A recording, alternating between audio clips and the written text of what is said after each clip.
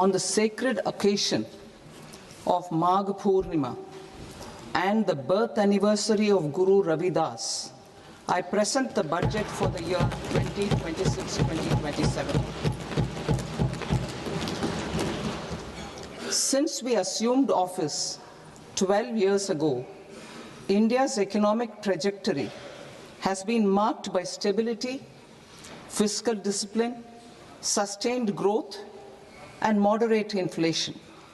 This is the result of conscious choices we have made, even in times heightened uncertainty and disruption. Our government, led by Honorable Prime Minister Modi, has decisively and consistently chosen action over ambivalence, reform over rhetoric, and people over populism. We have pursued far-reaching structural reforms, fiscal prudence and monetary stability, whilst maintaining a strong thrust on public investment. Keeping Atmanirbharta as a lodestar, we have built domestic manufacturing capacity, energy security, and reduced critical import dependencies. Simultaneously, we have ensured that citizens benefit from every action of the government, undertaking reforms to support employment generation, agricultural productivity, household purchasing power, and universal services to people. These measures have delivered a high growth rate of around 7% and helped us make substantial strides in poverty reduction and improvement in the lives of our people. Today, we face an external environment in which trade and multilateralism are imperiled and access to resources and supply chains are disrupted. New technologies are transforming production systems while sharply increasing demands on water, energy, and critical minerals. India will continue to take confident steps towards Vikasit Bharat, balancing ambition with inclusion. As a growing economy with expanding trade and capital needs, India must also remain deeply integrated with global markets, exporting more and attracting stable long-term investment. As I begin Part A, I want to express my gratitude to the people for standing firmly with us as we forge our way together towards becoming one of the largest economies of the world.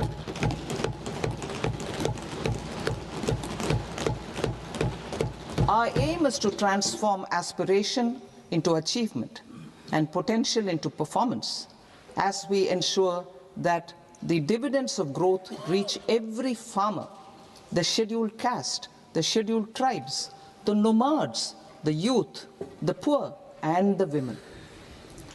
In Vikasit Bharat Young Leaders Dialogue 2026, several innovative ideas were shared with our Prime Minister, which have inspired many of the proposals, making this a unique Yuva Shakti-driven budget. Our government's sankalp is to focus on our poor, underprivileged, and the disadvantaged. To deliver on this sankalp, and given that this is the first budget prepared in Kartavya Bhavan, we are inspired by three Kartavya. Our first Kartavya is to accelerate and sustain economic growth by enhancing productivity and competitiveness and building resilience to volatile global dynamics. Our second Kartavya is to fulfill aspirations of our people and build their capacity, making them strong partners in India's path to prosperity. Our third Kartavya, aligned with our vision of Sabka Saath, Sabka Vikas, is to ensure that every family, community, region, and sector has access to resources, amenities, and opportunities for meaningful participation. This threefold approach requires a supportive ecosystem. The first requirement is to sustain the momentum of structural reforms, continuous, adaptive, and forward-looking. Second, a robust and resilient financial sector is central to mobilizing savings, allocating capital efficiently, and managing risks. Third, cutting-edge technologies, including AI applications, can serve us as force multipliers for better governance. Reform Express. Our government has undertaken comprehensive reforms towards creating employment, boosting productivity, and accelerating growth. After the Prime Minister's announcement on Independence Day in 2025, over 350 reforms have been rolled out. This includes GST simplification, notification of labor codes, and rationalization of mandatory quality control orders. High-level committees have been formed, and in parallel, the central government is working with the state governments on deregulation and reducing compliance requirements. The Reform Express is well on its way and will maintain its momentum to help us fulfill our kartavya. I now move to specific proposals.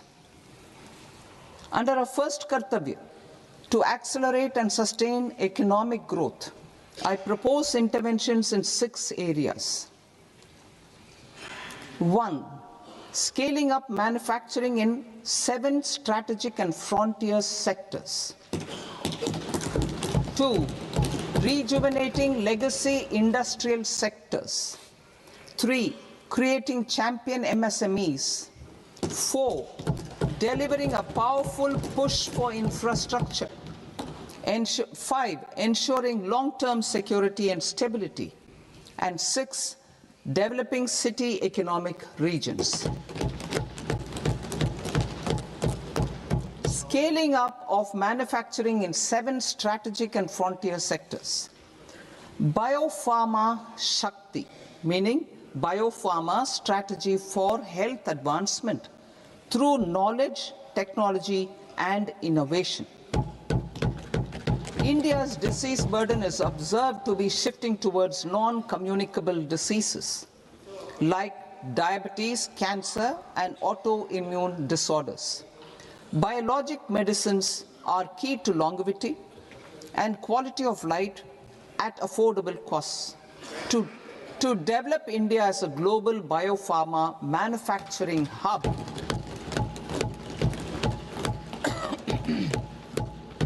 I propose the Biopharma Shakti with an outlay of 10,000 crores over the next 5 years. This will build the ecosystem for domestic production of biologics and biosimilars. The strategy will include a biopharma-focused network with 3 new national institutes of pharmaceutical education and research, popularly known as NIPERs, and upgrading 7 existing ones. It will also create a network of 1,000 accredited India clinical trials sites. We propose to strengthen the Central Drug Standard Control Organization to meet global standards and approve timeframes through approval timeframes through a dedicated scientific review cadre and specialists.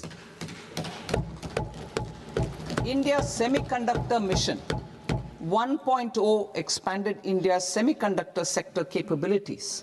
Building on this, we will launch ISM 2.0 to produce equipment and materials, design full-stack Indian IP, and fortify supply chains. We will also focus on industry-led research and training centers to develop technology and skilled workforce.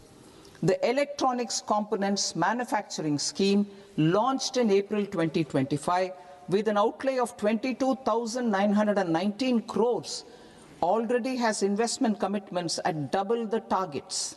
We propose to increase the outlay to 40,000 crores to capitalize on this momentum.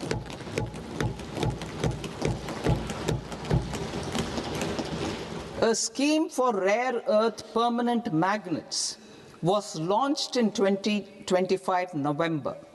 We now propose to support the mineral-rich states of Odisha, Kerala, Andhra Pradesh and Tamil Nadu to establish dedicated rare earth corridors to promote mining, processing, research and manufacturing.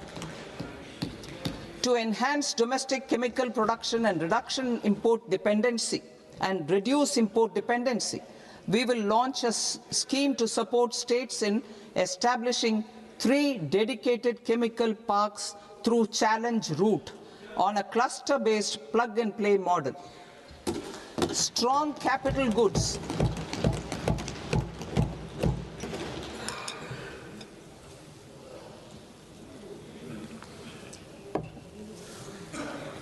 Strong capital goods capability is a determinant of productivity and quality across different sectors.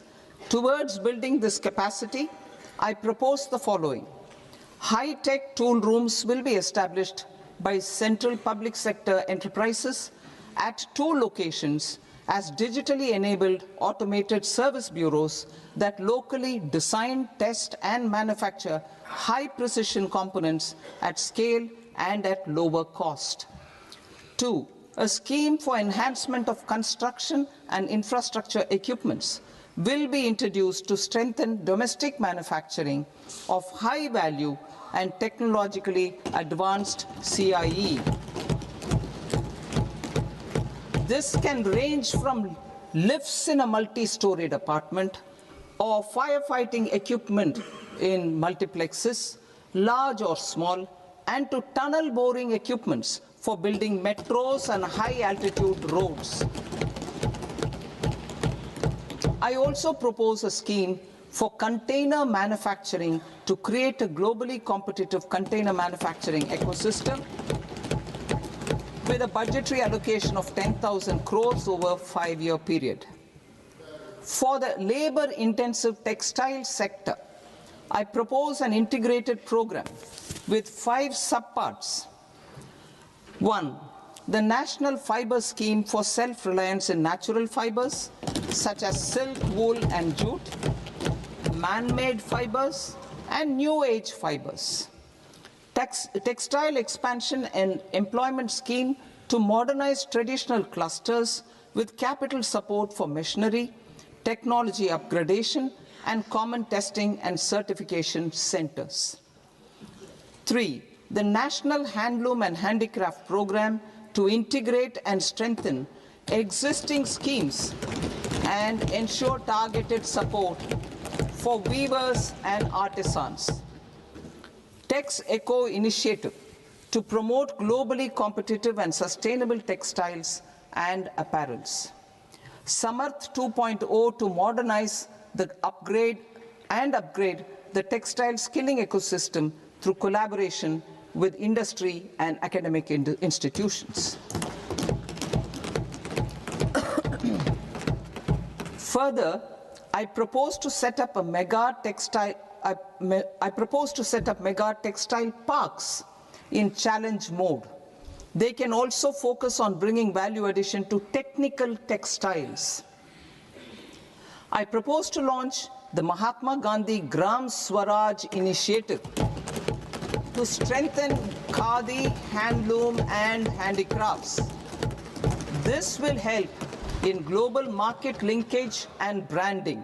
It will streamline and support training, skilling, quality of process and production. This will benefit our weavers, village industries, One District, One Product ODOP initiative and also our rural youth. India has the potential to emerge as a global hub for high quality, affordable sports goods. I propose a dedicated initiative for sports goods that will promote manufacturing, research, and innovation in equipment design as well as material sciences. Rejuvenation of legacy industrial clusters. I propose to introduce a scheme to revive 200 legacy industrial clusters to improve their cost competitiveness and efficiency through infrastructure and technology upgradation.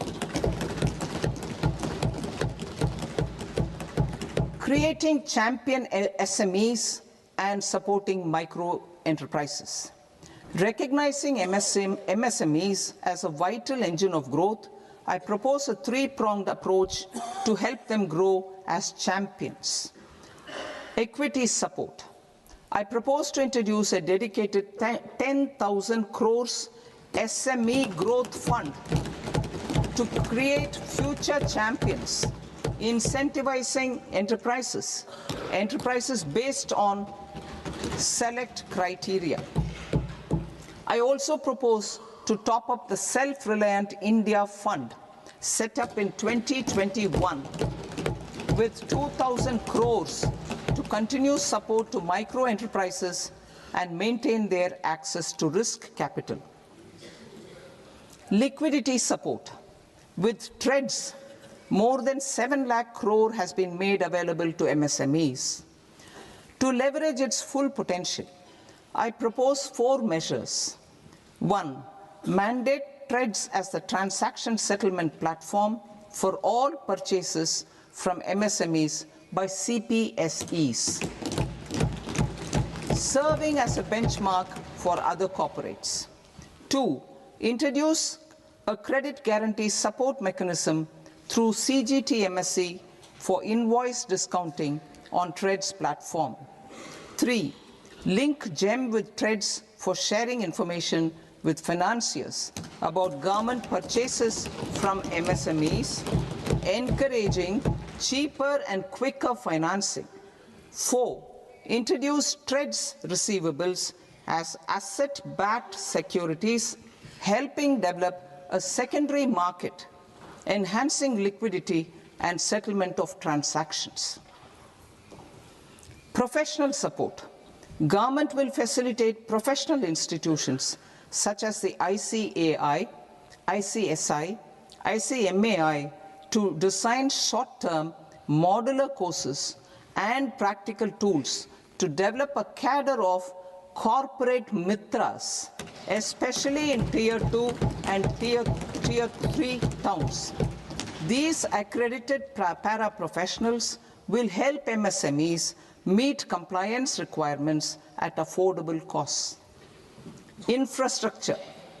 During this past decade, our government has undertaken several initiatives for large-scale enhancement of public infrastructure, including through new financing instruments such as Infrastructure Investment Trust (InvITs) and Real Estate Investment Trust (REITs), and institutions like NIIF and NABFID. We shall continue to focus on developing infrastructure in cities with over 5 lakh population, that is Tier 2, Tier 3 cities, which have expanded to become growth centers. Public capital expenditure has increased manifold from 2 lakh crore in 2014-15 to an allocation of 11.2 lakh crore in BE 25-26. In this coming year, that is financial year 2026-27, I propose to increase it to 12.2 lakh crores to continue the momentum. To strengthen the confidence of private developers regarding risks during infrastructure development and construction phase, I propose to set up an infrastructure risk guarantee fund to provide prudentially calibrated partial credit guarantee to lenders. Over the years, REITs have emerged as a successful instrument for asset monetization. I propose to accelerate recycling of significant real estate assets of the CPSEs through the setting up of dedicated REITs. To promote environmentally sustainable movement of cargo, I propose to 1. Establish new dedicated freight corridors connecting Dankuni in the east to Surat in the west. Operationalize 20 new national waterways over the next 5 years. Starting with National Waterways 5 in Orissa to connect mineral-rich areas of Talcher and Angul and industrial centers like Kalinga Nagar to the ports of Paradeep and Dhamra. Training institutes will be set up as regional centers of excellence for development of required manpower for these waterways. This will benefit youth in the entire stretch of the waterways to train and acquire skills. Further, a ship repair ecosystem catering to inland waterways will also be set up at Varanasi and Patna. And C, launch a coastal cargo promotion scheme for incentivizing a modal shift from rail to road to increase the share of inland waterways and coastal shipping from 6% to 12% by 2047. To enhance last mile and remote connectivity and promote tourism, I propose to give incentives to indigenize manufacturing of seaplanes. A seaplane VGF scheme will be also introduced to provide support for operations. Carbon capture, utilization and storage. Aligning with the roadmap launched in December 2025, the carbon capture, utilization and storage technologies at scale will achieve higher readiness and in end-use application across 5 industrial sectors, including power, steel, cement, refineries, and chemicals. An outlay of 20,000 crore is proposed over the next 5 years for this purpose. City economic regions. Cities are India's engines of growth, innovation, and opportunities. We shall now focus on Tier 2, Tier 3 cities, and even temple towns, which need modern infrastructure and basic amenities. This budget aims to further amplify the potential of cities to deliver the economic power of agglomerations by mapping city economic regions based on their specific growth drivers. An allocation of 5,000 crore per CER over 5 years is proposed for implementing their plans through a challenge mode with a reform-cum-result-based financing mechanism.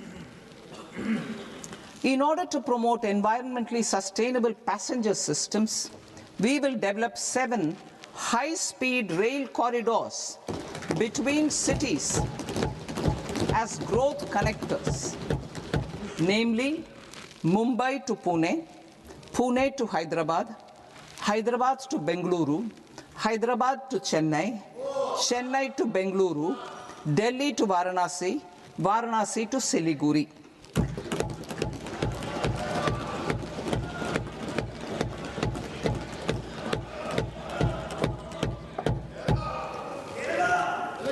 Financial sector.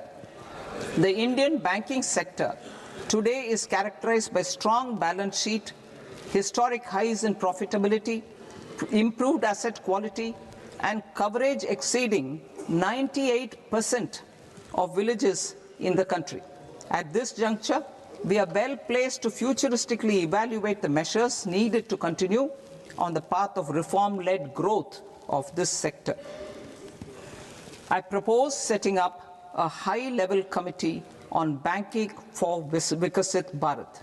High-level committee on banking for Vikasit Bharat to comprehensively review the sector and align it with India's next phase of growth, while safeguarding financial stability, inclusion, and consumer protection.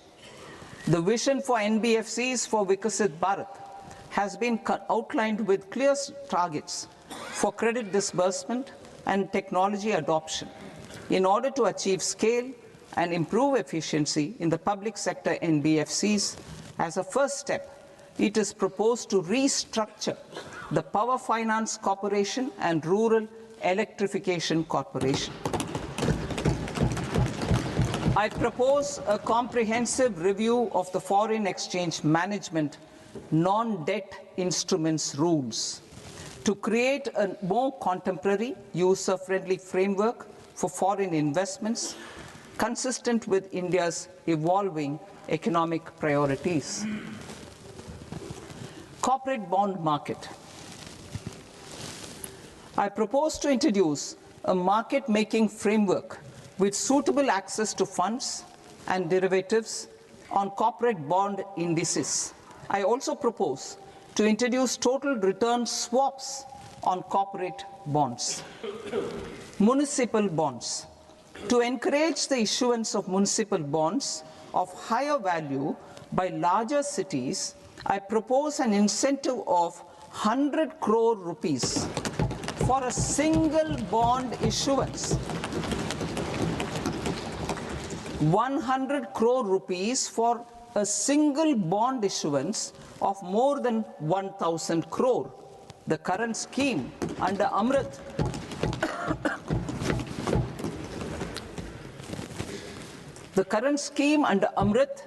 which incentivizes issuances up to 200 crores only, will also continue to support smaller and medium towns. That will also continue to support the smaller and medium towns. Ease of doing business. Individual persons resident outside India, PROI, will be permitted to invest in equity instruments of listed Indian companies through the portfolio investment scheme.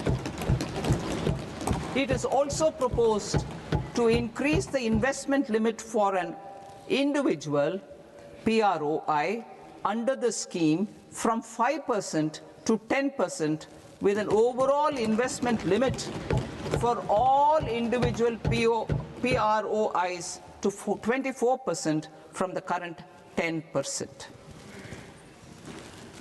Emerging technologies including AI. 21st century is technology-driven. Adoption of technology is for the benefit of all people. Farmers in the field, women in STEM, youth keen to upskill, and Divyangjan to access newer opportunities. The government has taken several steps to support new technologies through AI Mission, National Quantum Mission, Anusandhan National Research Fund, and Research and Development and Innovation Fund. Our second kartavya is to fulfill aspirations and build capacities. Close to 25 crore individuals have come out of multi-dimensional poverty through a decade of our government's sustained and reform-oriented efforts.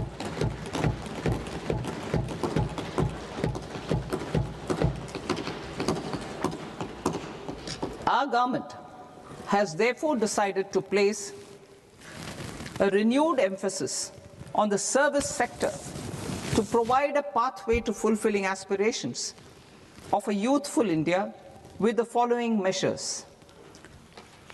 I propose to set up a high-powered Education to Employment and Enterprises Standing Committee to recommend measures that focus on services sector as a core driver of Vikasit Bharat.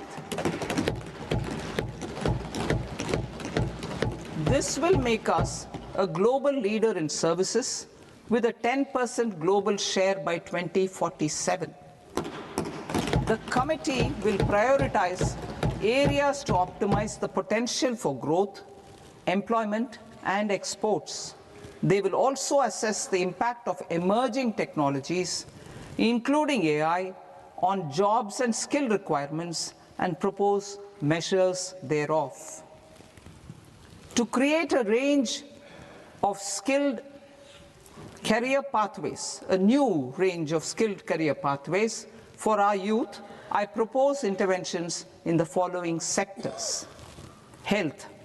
Existing institutions for allied health professionals will be upgraded and new AHP institutions established in private and government sectors. This will cover 10 selected disciplines, including optometry, radiology, anesthesia, OT technology, applied psychology, and behavioral health, and add 1 lakh AHPs over the next 5 years. A strong care system covering geriatric and allied care services will be built. A variety of NSQF-aligned programs will be developed to train multi-skilled caregivers, combining core care and allied skills such as wellness, yoga, and operation of medical assistive devices. In the coming year, 1.5 lakh caregivers will be trained.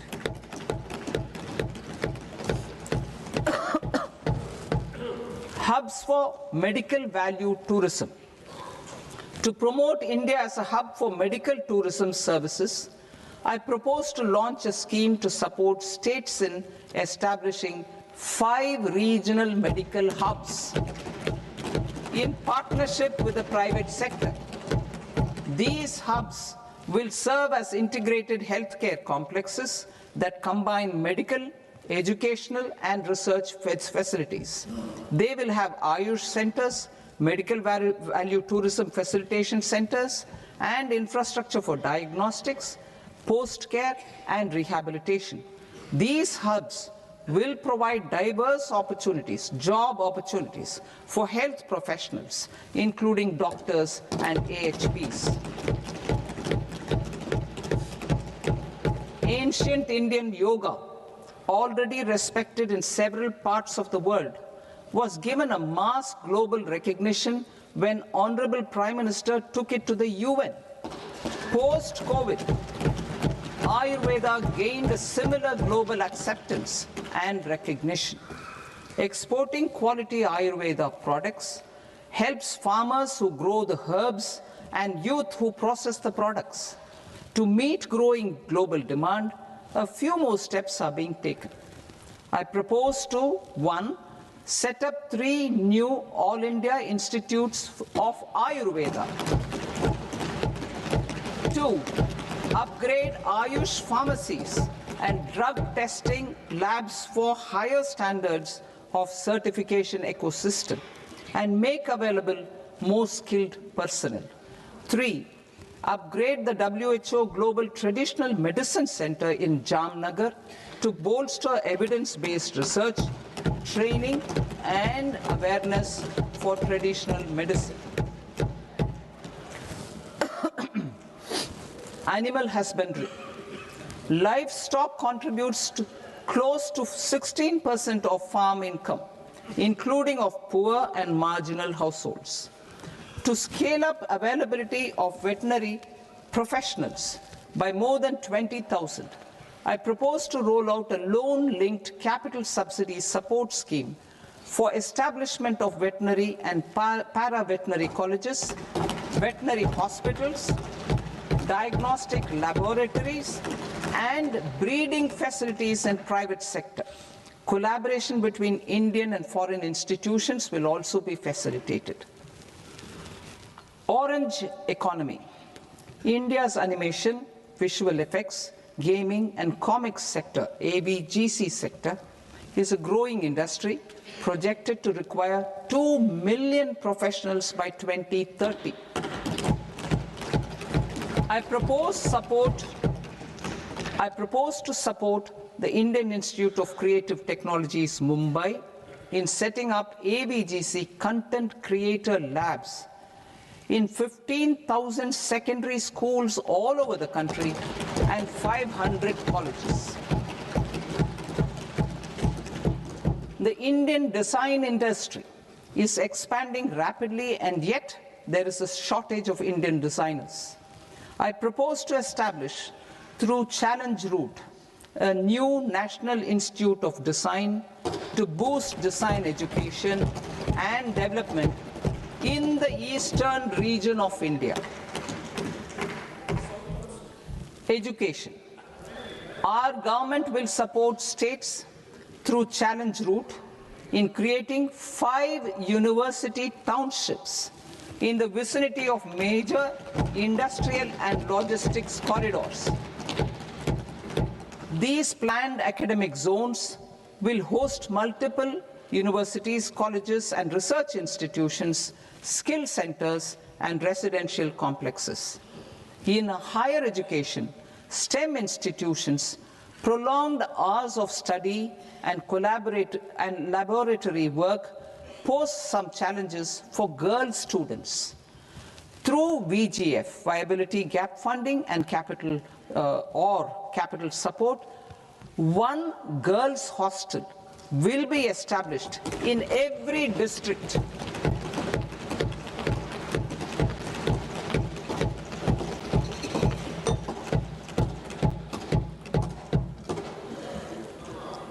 To promote astrophysics and astronomy via immersive experiences. 4 telescope infrastructure facilities will be set up or upgraded. The National Large Solar Telescope, the National Large Optical Infrared Telescope, the Himalayan Chandra Telescope, and the Cosmos 2 Planetarium. Tourism. The tourism sector has the potential to play a large role in the employment generation, forex earnings, and expanding the local economy. I propose to set up a National Institute of Hospitality by upgrading the existing National Council for Hotel Management and Catering Technology. It will function as a bridge between academia, industry, and government. I also propose a pilot scheme for upskilling 10,000 guides in 20 iconic tourist sites through a standardized, high-quality, 12-week training course in hybrid mode in collaboration with the Indian Institute of Management. A national destination digital knowledge grid will be established to digitally document all places of significance, cultural, spiritual, and heritage. This initiative will create a new ecosystem of jobs for local researchers, historians, content creators, and technology partners. India has the potential and opportunity to offer world-class trekking and hiking experience. We will develop ecologically sustainable mountain trails in Himachal Pradesh, Uttarakhand, and Jammu Kashmir. Also in Araku Valley in the Eastern Ghats and Podigai Malai in the Western Ghats. Turtle trails along key nesting sites in the coastal areas of Odisha, Karnataka, and Kerala. And 3 bird watching trails along the Pulikat Lake in Andhra Pradesh, Tamil Nadu. It's on the border. Under the visionary leadership of Honorable Prime Minister, we established the International Big Cat Alliance in 2024. This year, India is hosting the first ever Global Big Cat Summit, where heads of governments and ministers from 95 range countries will deliberate on collective strategies for conservation. Heritage and culture tourism. I propose to develop 15 archaeological sites, including Lothal, Dolavira, Rakigadi, Adichanallur, Saranath, Hastinapur, and Leh Palace into vibrant experiential cultural destinations. Excavated landscapes will be open to the public through curated walkways. Immersive storytelling skills and technologies will be introduced to help conservation labs, interpretation centers, and guides. The sports sector provides multiple means of employment, skilling, and job opportunities. Taking forward the systematic nurturing of sports talent which is set in motion through the Khelo India program earlier, I propose to launch a Khelo India mission to transform the sports sector over the next decade. The mission will facilitate an integrated talent development pathway supported by training centers which are foundational, intermediate, and elite levels. B, systematic development of coaches and support staff. C, integration of sports science and technology. D, competitions and leagues to promote sports culture and provide platforms. And E, development of sports infrastructure for training and competition. Our third Kartavya aligns with our vision of Sabka Saath, Sabka Vikas towards Vikasit Bharat. This requires targeted efforts for 1. Increasing farmer incomes through productivity enhancement and entrepreneurship, with special attention to small and marginal farmers. B. Empowering Divyangjan through access to livelihood opportunities, training, and high-quality assistive devices. C. Empowering the vulnerable to access mental health and trauma care. D. Focus on the Purvodaya states and the Northeast region to accelerate development and employment opportunities. Fisheries. We will undertake initiatives for integrated development of 500 reservoirs and Amrit Sarovars. 2. Strengthen the fisheries value chain in coastal areas and enable market linkages involving startups and women-led groups together with fish farmer producer organizations. Animal husbandry. To provide quality employment opportunities in rural and peri-urban areas, we will support the animal husbandry sector in entrepreneurship development through A. A credit-linked subsidy program, B. Scaling up and modernization of livestock enterprises, C. Enhanced creation of livestock, dairy, and poultry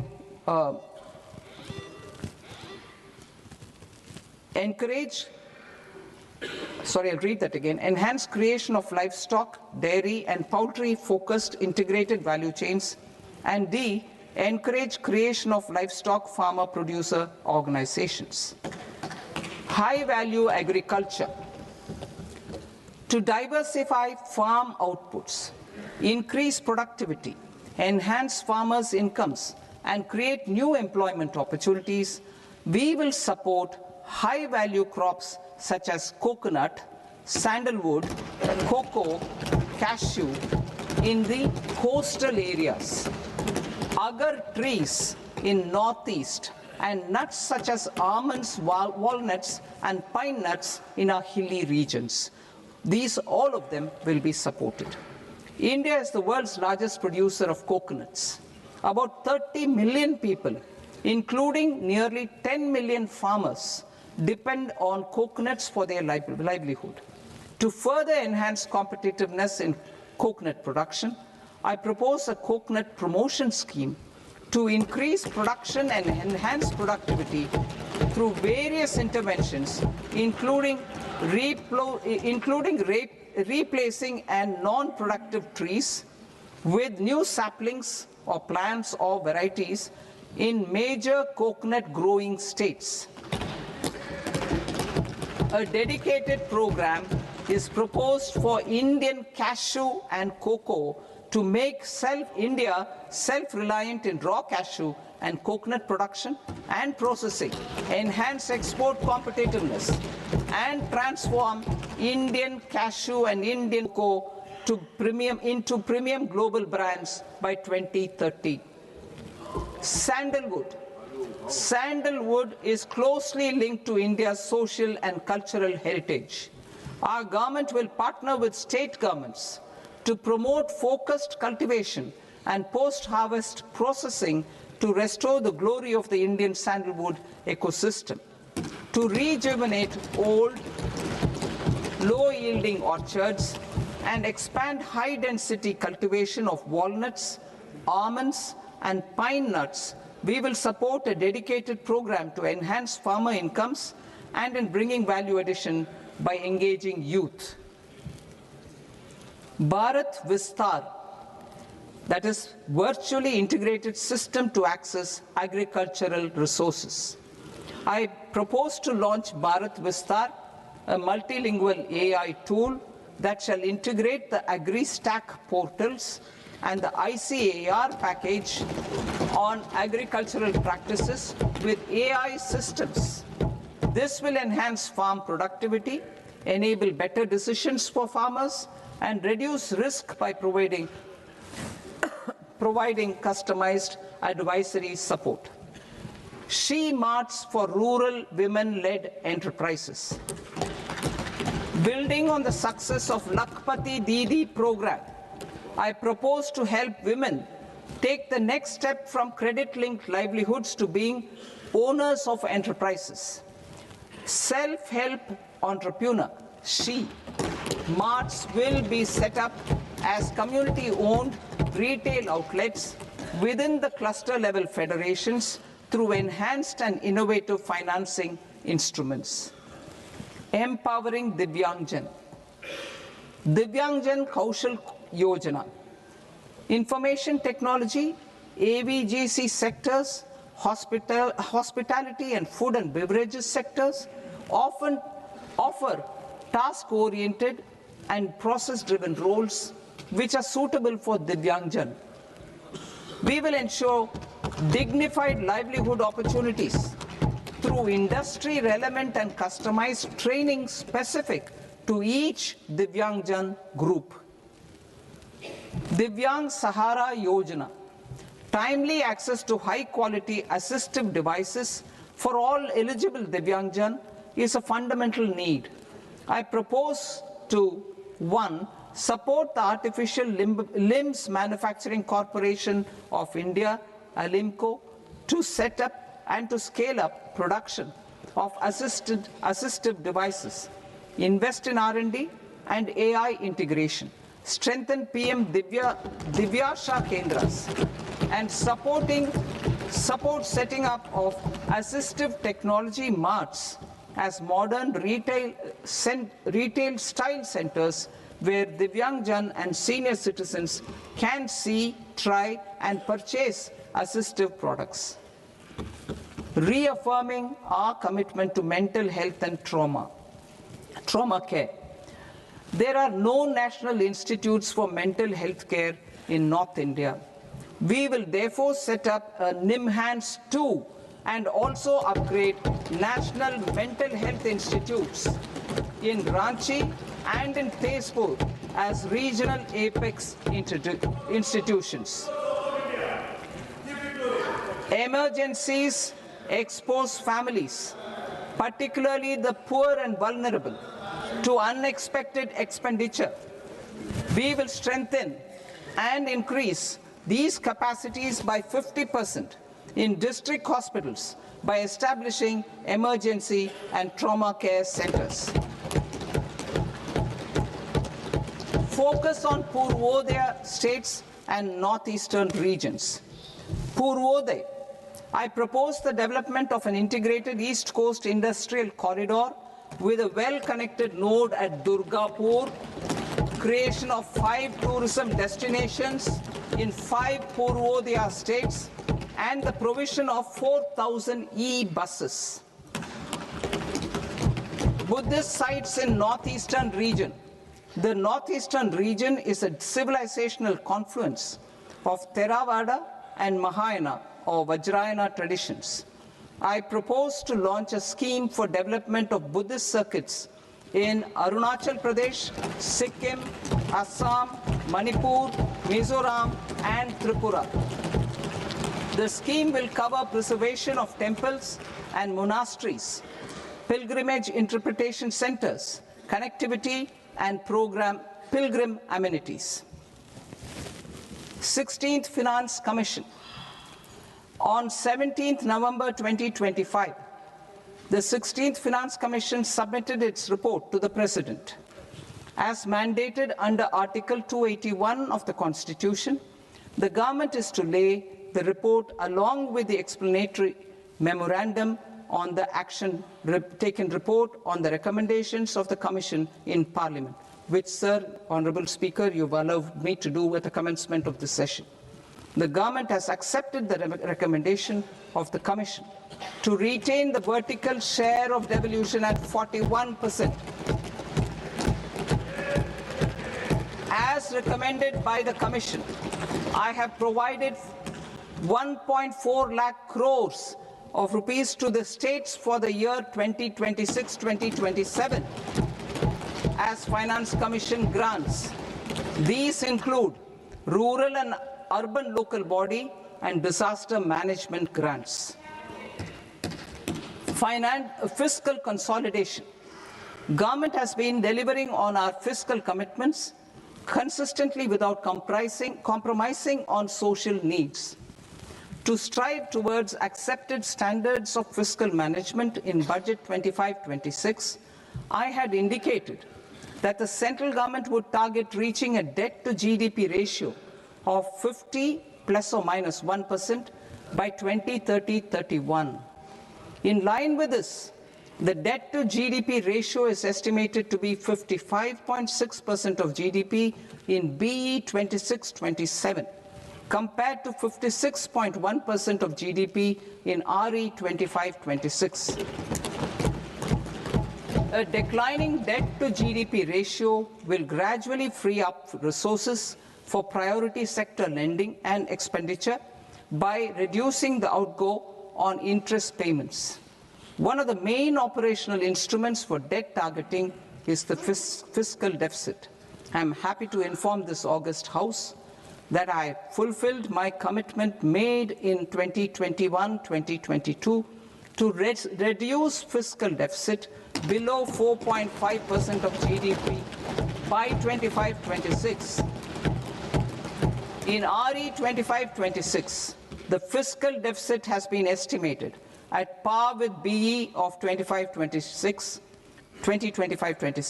at 4.4% of GDP. In line with the new fiscal prudence path of debt consolidation, the fiscal deficit in BE 26-27 is estimated to be 4.3% of the GDP.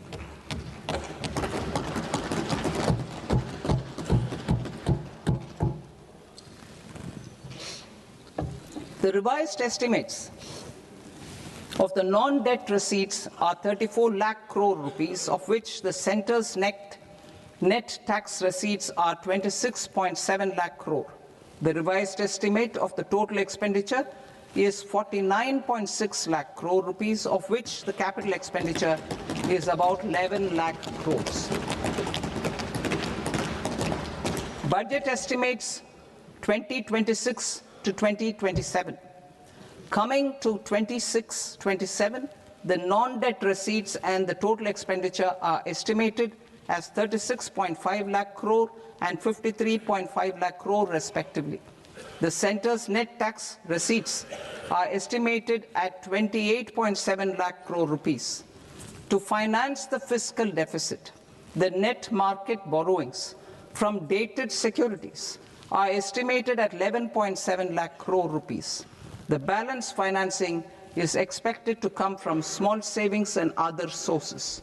The gross market borrowings are estimated at 17.2 lakh crore rupees.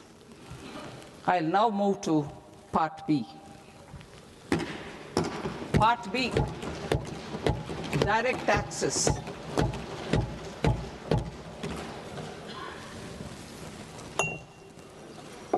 Honorable Speaker, sir, I now present my proposals on direct taxes. New Income Tax Act. In July 2024, I announced a comprehensive review of the Income Tax Act 1961. This was completed in a record time, and the Income Tax Act 2025 will come into effect from 1st April 2026. The simplified income tax rules and forms will be notified shortly, giving adequate time to taxpayers to acquaint themselves with its requirements. The forms have been redesigned such that ordinary citizens can comply without difficulty. Ease of living. I propose that any interest awarded by the Motor Accident Claims Tribunal to a natural person will be exempt from income tax, and any TDS on this account will be done away with. I propose to reduce TCS rate on the sale of overseas tour program package from the current 5% and 20% to 2% without any stipulation of amount. I propose to reduce TCS rate for pursuing education and for medical purposes under the Liberalized Remittance Scheme, popularly known as LRS, from 5% to 2%. Supply of manpower services is proposed to be specifically brought within the ambit of payment to contractors for the purpose of TDS to avoid ambiguity. Thus, TDS on these services will be at the rate of either 1% or 2% only.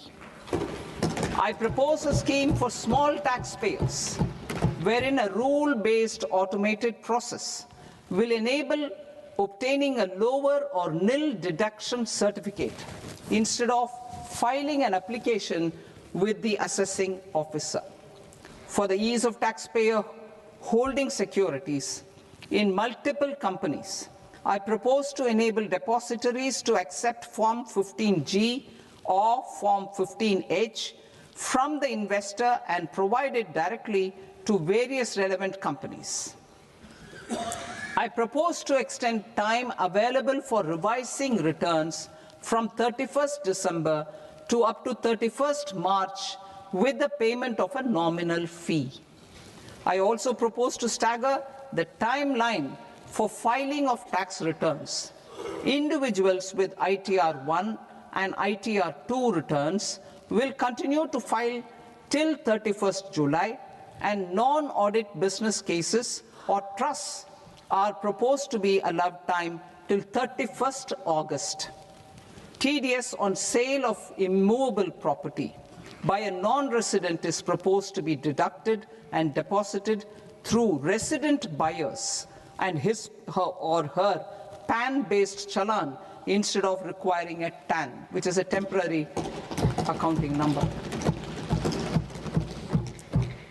To address practical issues of small taxpayers like students, young professionals, tech employees, relocated NRIs, and such others, I propose to introduce a one-time 6-month foreign asset disclosure scheme for these taxpayers to disclose income or assets below a certain size. This scheme would be applicable for two categories of taxpayers, namely, A, who did not disclose their overseas income or assets, and B, who disclosed their overseas income and or paid due tax but could not declare the asset acquired. For category A, the limit of undisclosed income or asset is proposed to be up to 1 crore rupees. They need to pay 30% of fair market value of asset or 30% of undisclosed income as tax and 30% as additional income tax in lieu of penalty, and would thereby get immunity from prosecution. For category B, asset value is proposed to be up to 5 crore rupees. Here, immunity from both penalty and prosecution will be available with a payment of fee of 1 lakh rupees. Rationalizing penalty and prosecution. Multiplicity of proceedings are hindrance to the ease of doing business. I propose to integrate assessment and penalty proceedings by way of a common order for both. There will be no interest liability on the taxpayer on the penalty amount for the period of appeal before the first appellate authority, irrespective of the outcome of appeal process. Further, quantum of prepayment is being reduced from 20% to 10% and will continue to be calculated only on core tax demand. As an additional measure for reducing litigation, I propose to allow taxpayers to update their returns even after reassessment proceedings have been initiated, and an additional 10% tax rate over and above the rate applicable for the relevant year. The assessing officer will then use only this updated return in his proceedings. There is already a framework for immunity from penalty and prosecution in the cases of underreporting. I propose to apply this framework for immunity to misreporting too. However, in such a case, the taxpayer will need to pay 100% of the tax amount as an additional income tax over and above the tax and interest due. Penalties for certain technical defaults, such as failure to get accounts audited, non-furnishing of transfer pricing audit report, and default in furnishing statement for financial transactions are proposed to be converted into fee.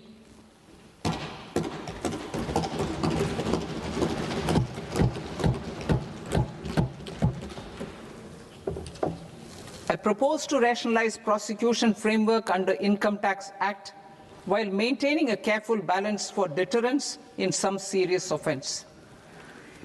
Non-production of books of account and documents and requirement of TDS payment where payment is made in kind are being decriminalized. Further, minor offences will attract fine only. The remaining prosecutions will be graded commensurate with the quantum of offence. They will entail only simple imprisonment with maximum imprisonment reduced to 2 years and power to courts to convert even those into fines. There is no penalty. There is no penalty presently for non-disclosure of non-immovable foreign assets with aggregate value less than 20 lakh rupees. I propose to also provide them with immunity from prosecution with retrospective effect from 1/10/2024.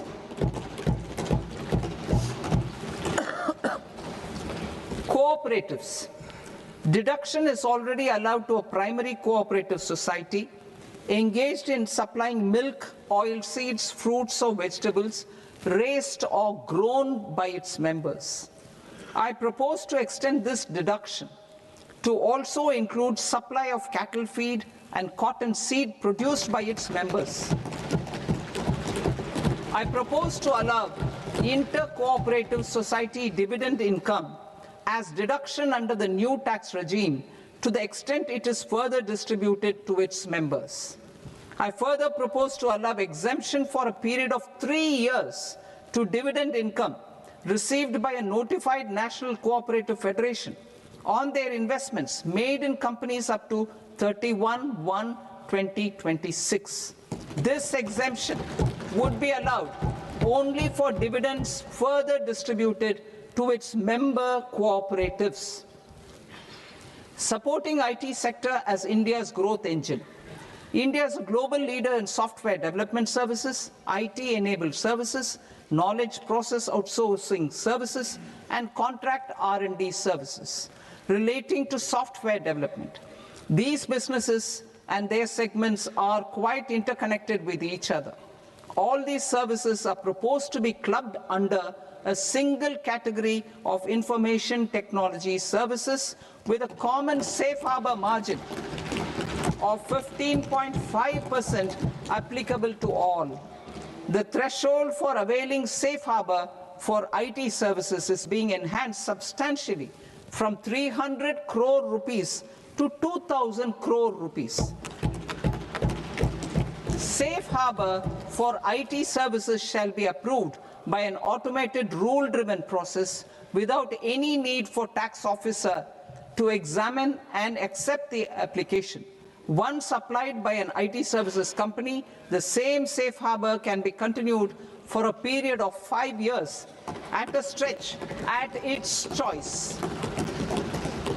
For IT services companies who want to conclude advanced pricing agreement, APA, I propose to fast-track unilateral APA process for IT services and endeavor to conclude it within a period of 2 years. The period of 2 years can be extended by a further period of 6 months on taxpayers' request. I propose to extend the facility of modified returns available to the entity entering APA to its associated entities also. Attracting global business and investment. Recognizing the need to enable critical infrastructure and boost investment in data centers, I propose to provide tax holiday till 2047 to any foreign company that provides cloud services to customers globally by using data center services from India. It will, however, need to provide services to Indian customers through an Indian reseller entity. I also propose to provide a safe harbor of 15% on cost in case the company providing data center services from India is a related entity. To harness the efficiency of just-in-time logistics for electronic manufacturing, I propose to provide safe harbor to non-residents for component warehousing in a bonded warehouse at a profit margin of 2% of the invoice value.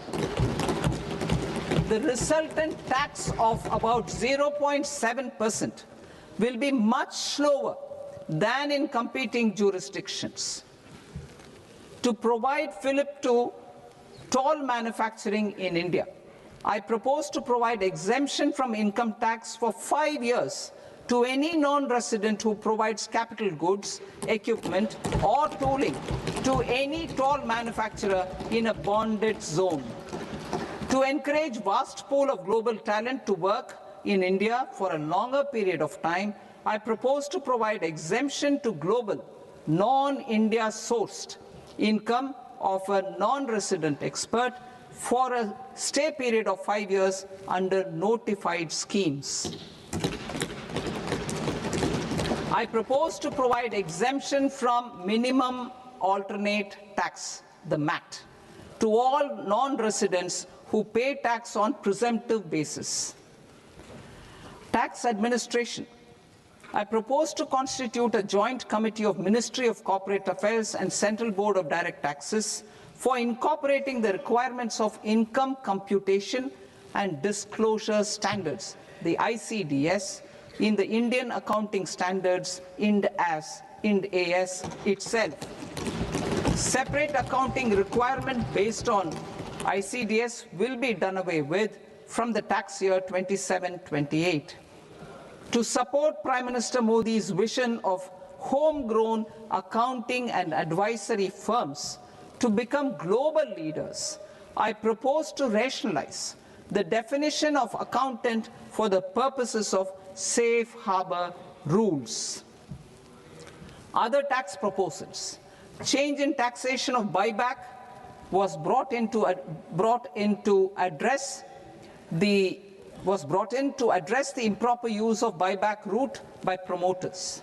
In the interest of minority shareholders, I propose to tax buyback for all types of shareholders as capital gains. However, to disincentivize misuse of tax arbitrage, promoters will pay an additional buyback tax. This will make effective tax 22% for corporate promoters. For non-corporate promoters, the effective tax will be 30%. TCS rate for sellers of specific goods, namely alcoholic liquor, scrap, and minerals, will be rationalized to 2%, and that on tendu leaves will be reduced from 5% to 2%. I propose to raise the STT on futures to 0.05% from the present 0.02%. STT on options premium and exercise of options are both proposed to be raised to 0.15% from the present rate of 0.1% and 0.125% respectively. We reformed the taxation landscape for corporates in 2019 by providing them a simplified regime with lower tax rate so that they could productively focus on business rather than on claim of deductions and exemptions.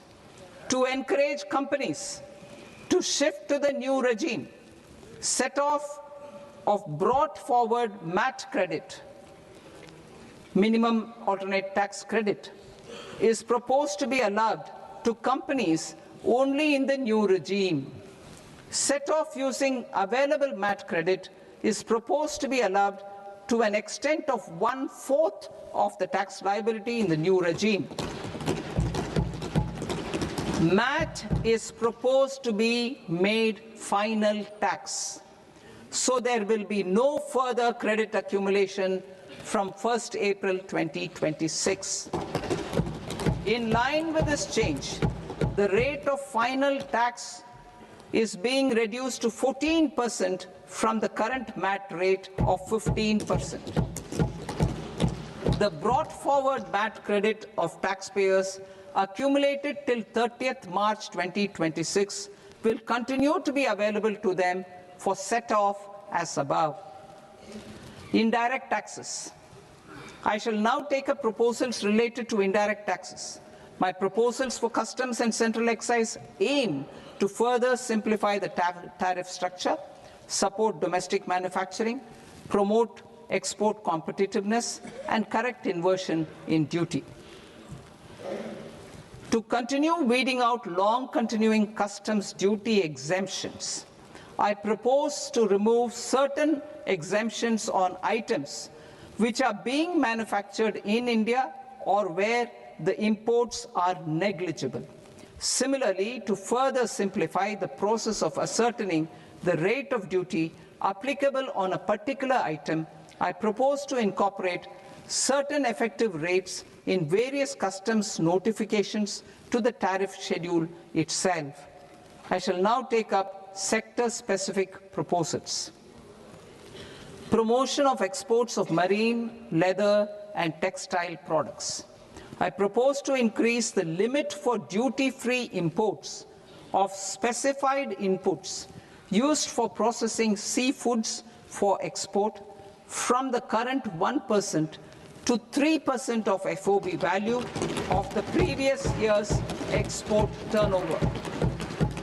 I also propose to allow duty-free imports of specified inputs, which is currently available for exports of leather or synthetic footwear, to exports of shoe uppers as well.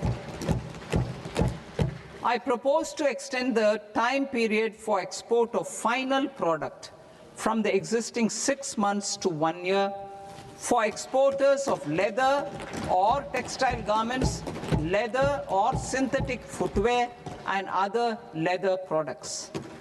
Energy transition and security. I propose to extend the basic customs duty exemption given to capital goods used for manufacturing lithium-ion cells for batteries to those used for manufacturing lithium-ion cells for battery energy storage systems also.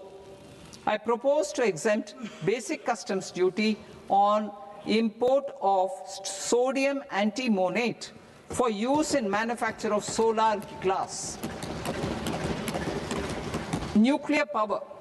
I propose to extend the existing basic customs duty exemption on imports of goods required for nuclear power projects till the year 2035 and expand it for all nuclear plants irrespective of their capacity. Critical minerals. It is proposed to provide basic customs duty exemption to the import of capital goods required for the processing of critical minerals in India. Biogas blended CNG. I propose to exclude the entire value of biogas while calculating the central excise duty payable on biogas blended CNG. Civil and defense aviation. I propose to exempt basic customs duty on components and parts required for the manufacture of civilian training and other aircrafts. It is proposed to exempt basic customs duty on raw materials imported for the manufacture of parts of aircraft to be used in maintenance, repair, or overall requirements by units in the defense sector. Electronics. To deepen value addition in the consumer electronics sector, I propose to exempt basic customs duty on specified parts used in the manufacture of microwave ovens. Special economic zone.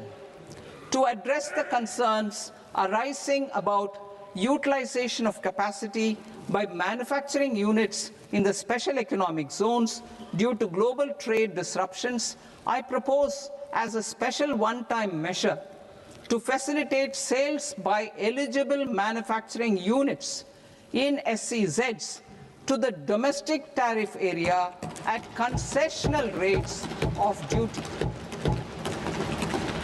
The quantity of such sales will be limited to a prescribed proportion of their exports. Necessary regulatory changes will be undertaken to operationalize the measures while ensuring level playing field for the units working in the DTA. Ease of living. To rationalize the customs duty structure for goods imported for personal use, I propose to reduce the tariff rate on all dutiable goods imported for personal use from 20% to 10%. To provide relief to patients, particularly those suffering from cancer, I propose to exempt basic customs duty on 17 drugs or medicines. I propose also to add 7 more rare diseases for the purposes of exempting import duties on personal imports of drugs, medicines, and food for special medical purposes used in their treatment. Customs process. India's role and share in the global trade is poised for a major leap in line with our ambition and journey towards Vikasit Bharat. In this regard, I propose many measures for custom processes to have minimal intervention for smoother and faster movement of goods and greater certainty to the trade. Trust-based systems. I propose to enhance duty deferral period for Tier 2 and Tier 3 authorized economic operators, known as AEOs, from 15 days to 30 days. I propose to provide eligible manufacturer importers the same duty deferral facility. This should encourage them to get themselves accredited as a full-fledged Tier 3 AEO in due course. To provide greater certainty and for better business planning, I propose to extend validity period of advance ruling binding on customs from the present 3 years to 5 years. In the spirit of the whole of government approach,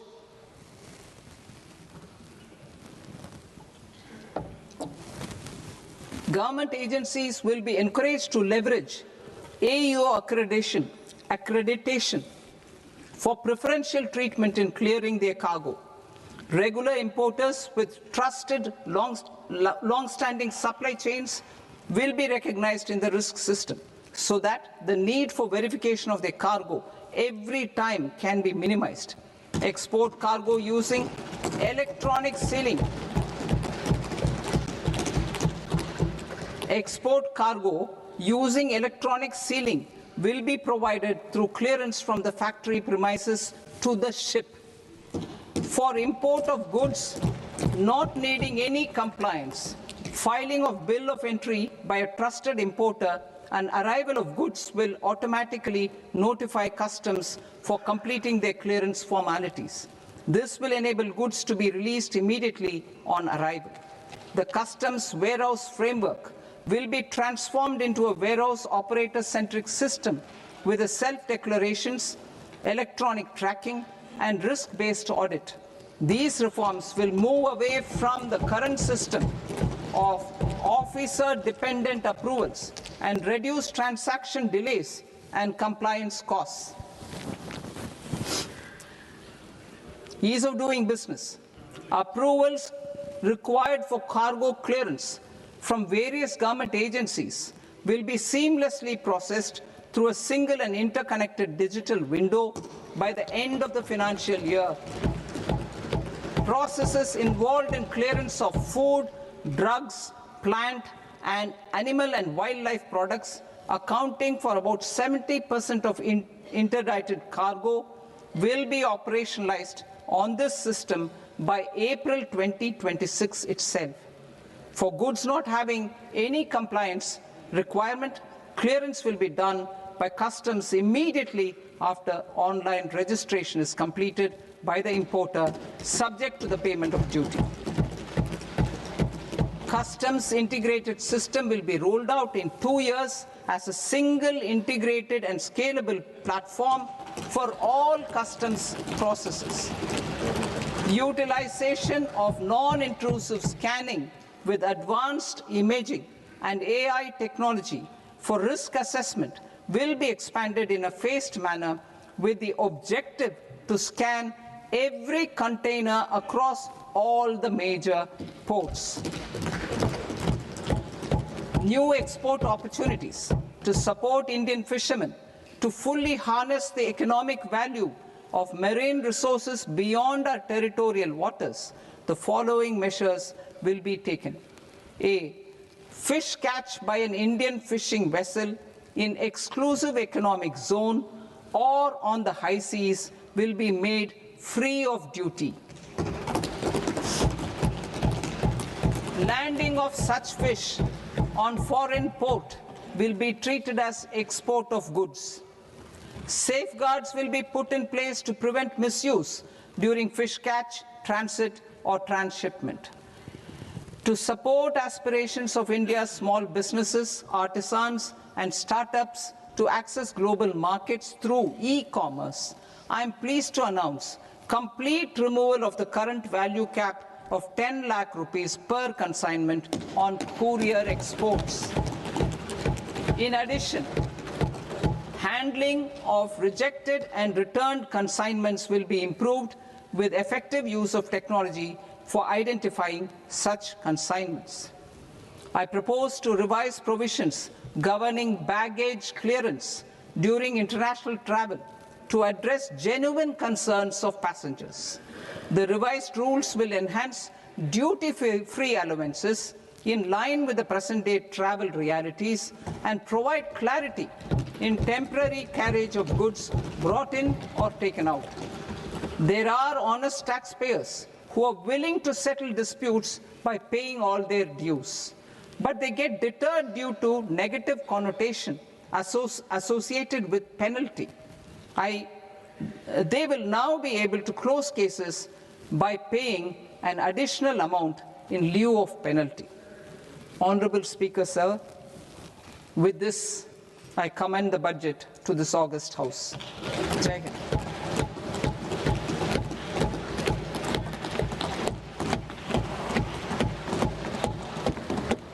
One and a half hours. Item number 3, माननीय वित्त मंत्री जी.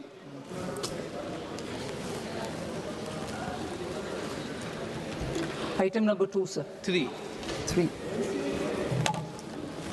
Sir, with your permission, I rise to lay on the table of the following statements under Section 3, 1 of the Fiscal Responsibility and Budget Management Act of 2003.